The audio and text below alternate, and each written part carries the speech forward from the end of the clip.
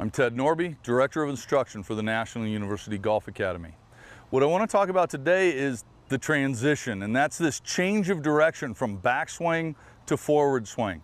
Too often people get hung up on the backswing, making these perfect motions, turn, set the club to the top of the swing. Then we start talking about shifting forward, turning, releasing the club, but we're breaking it up into a backswing and then a forward swing. Most of the good players are actually going in two different directions at the same time. As I'm completing this turn of my shoulders and the arms kind of finishing, my lower body has already started shifting back the other way.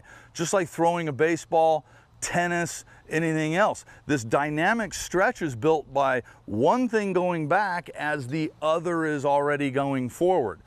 And I've got to create that feel for myself, and I need to practice that overall motion. So what I'd like you to do is start thinking of it more as a backswing, and your backswing is, the turning of the shoulders, the club setting on plane, whatever it is you're working on to get to about 2/3 of the way back.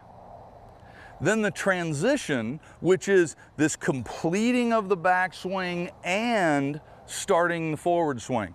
So now that I've created the feel of that transition where I'm completing the backswing and starting forward, now just let it go forward from there. The momentum of the lower body should pull and get the club to go all the way to finish. So from 2/3, now I'm going to complete and go ahead and let it go to finish. So 2/3 of the way back, complete. And again, as I'm completing my shoulder turn, I'm letting the lower body kind of start the other way. Go ahead and hit some shots like that where you stop at that 2/3 of the way back, still set up, still getting to that position 2/3 that we want, but now just feel like your shoulders turn as you're kind of squeezing this lower body forward, and then let it go to target. And you'll start feeling the lower body start forward first, and the arms and the upper body trail.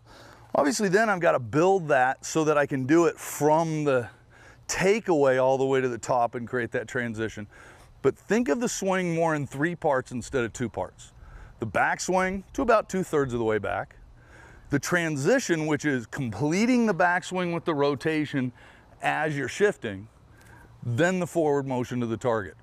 You'll feel a little bit more dynamic where there's not a stopping and starting to the golf swing. That'll create a little better rhythm, get you to the target a little more often.